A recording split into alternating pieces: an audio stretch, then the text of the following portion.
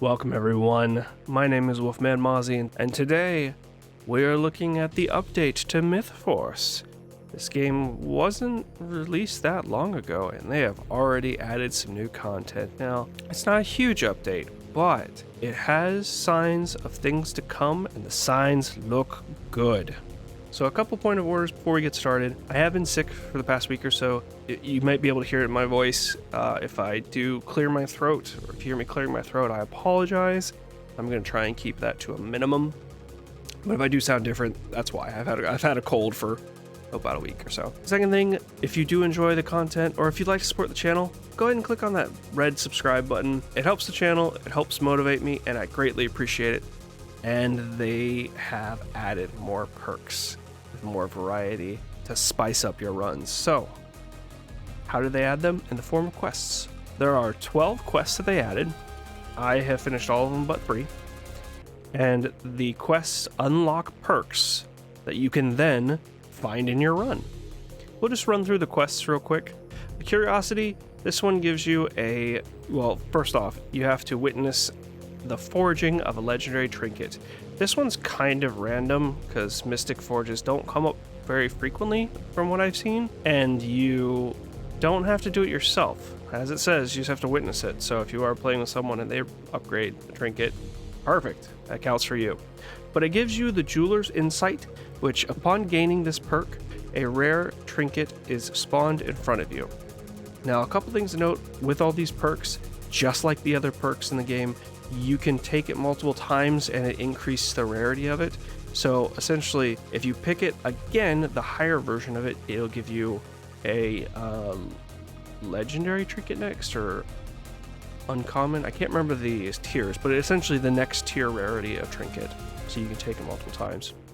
And the next one, you have to deal over 500 damage in a single attack, which it looks like I just missed, but it gives you the assassin perk. Your melee crits deal 30% more damage, perfect for Rico. Next one is Flawless Victory.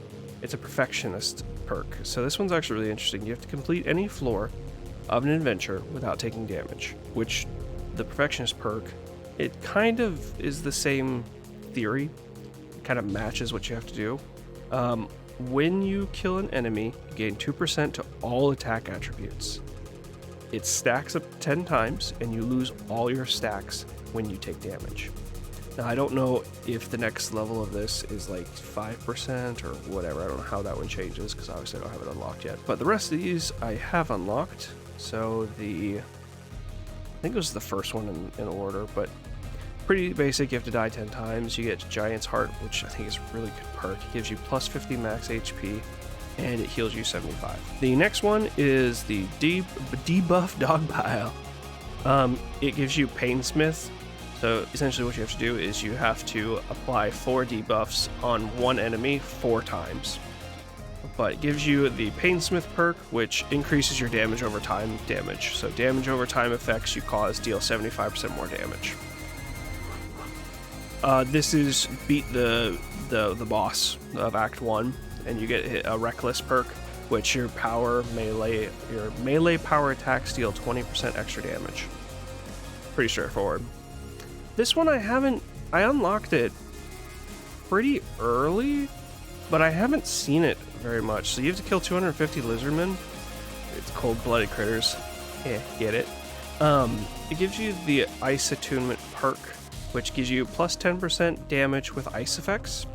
It also gives you chill and frozen effects that you inflict last 50% longer. So it just enhances your ice damage. Next one is the skeleton version. You defeat 250 skeletons. It gives you Razor's Edge, which while you are below half health, you gain plus 30% to all attack attributes. And the last one is the Spore Folk. Kill 250 of them, and you get Fire Attunement, which is just plus 20% with fire effects. So pretty straightforward. And we dip into, this is the weapon version of the trinket upgrade. So you have to witness a forging of a legendary weapon, and you get Blacksmith's Blessing. Upon gaining this perk, a rare weapon is spawned in front of you. So the same thing, but just a weapon. Level up, reach Infusion rank 10, which I reached rank 10 with Maggie. unlocks the rallying speech. All party members, which this one's cool because it affects all of you, yourself and your teammates. All party members gain plus 5% to all attributes. I think that's pretty nice. This one, I think it's cool. I don't particularly care for it, but I usually, well, let me rephrase that. I usually don't take it, but I do like the perk.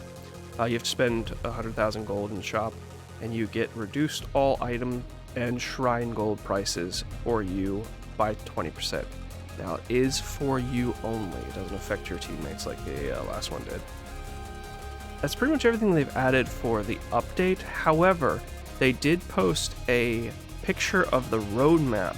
I want to go briefly over that because there's some pretty juicy stuff in there. So it's broken everything to 4 main updates. The first one is episode 1. It's what is out right now. But the 4 main updates they have is going to be for summer, autumn, winter, and then spring of 23. So the first one that we're going to get in summer is going to be a level update. So it doesn't add any new content in terms of the episodes, but it does add a new elite enemy, Lizard Folk Warchief, a quest system. Now granted, there's already a quest system that they added with the current update, so I don't know if this means they're going to add more quests or if they're going to change the quest system. We'll have to wait and see. They're going to add character skins, they're going to add new artifacts and perks, they're going to add the new ability upgrades, so probably the next tier of ability upgrades, a communication system, which a lot of people are really happy about that, so you can actually communicate with the people in game that you match with, and new combat moves. Now, I'm not sure what the combat moves means exactly. I don't know if that means that we're gonna get new animations with, like, say, the sword, or if maybe instead of a slash you'll be able to do a stab, or maybe there'll be like a combo system where you can like slash and then heavy slash. Not entirely sure. This one's kind of vague. Then we have the autumn update, which is going to be an episode update. We're going to have the new episode, Crypt of the Necromancer, which is going to have the new boss, Hexstar, which you assume would be this lady right here. We'll get new enemies, a new melee weapon, and a new spell type. So the melee weapon and the spell type are something that I brought up in my review video, so I'm very happy to see that they're added here. So that brings us to the winter update, which looks very interesting. It's new playable hero, which we can assume this is the playable hero. Now, just from his outline, I'm not really sure about the octopus tattoo. That part I'm a little unclear, but just by the outline, kind of what he's wearing, the bracelet that he has here, it's not the right word for it.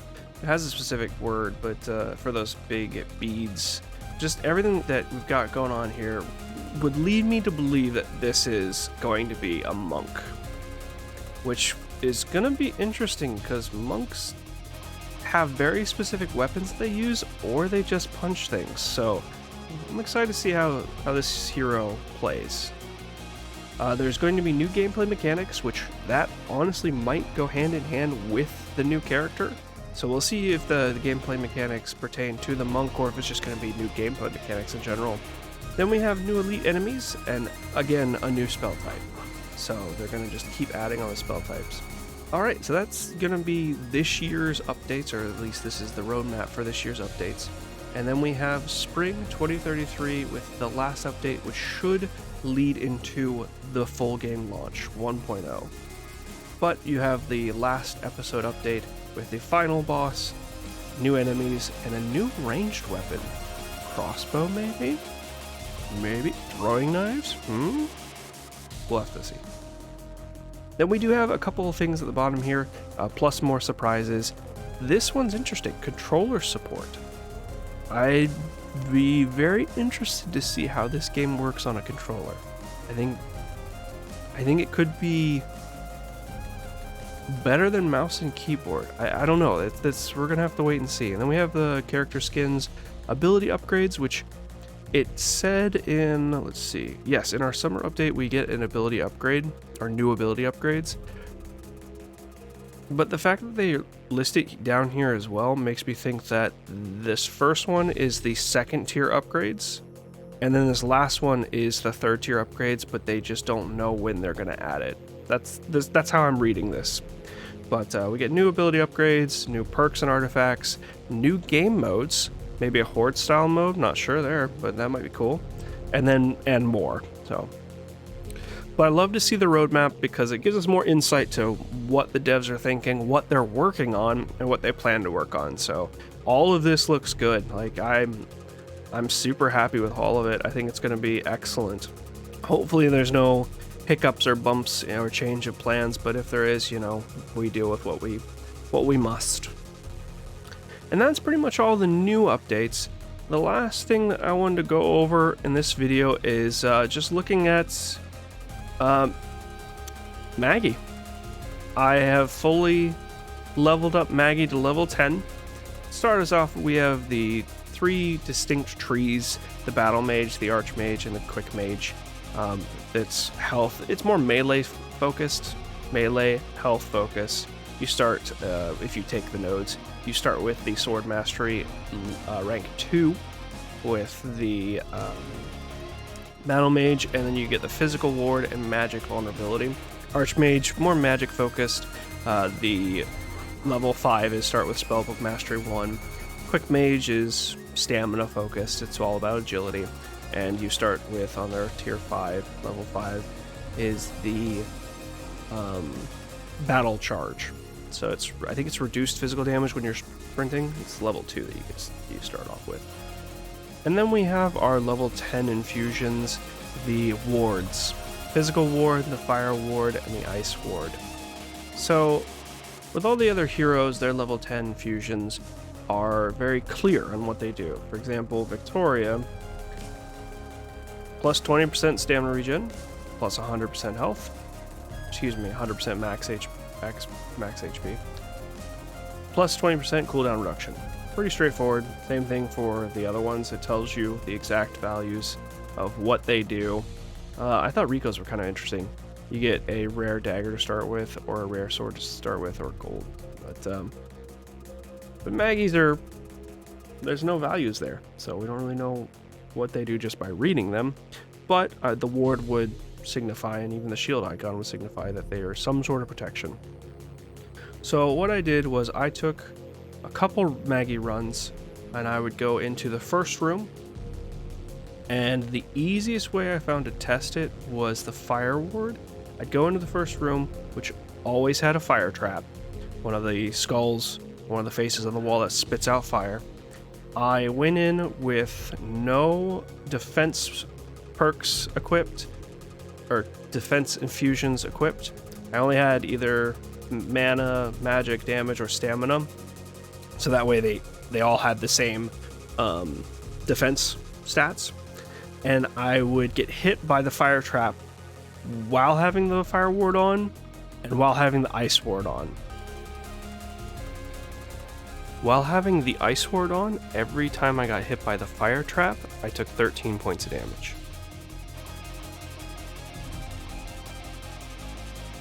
I did it a couple times, and every single time it came up with 13 damage.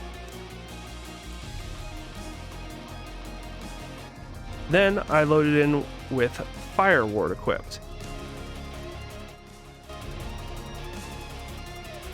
Did the same thing, got hit a couple times, and every single time I got hit by the fire trap, I took 7 points of damage.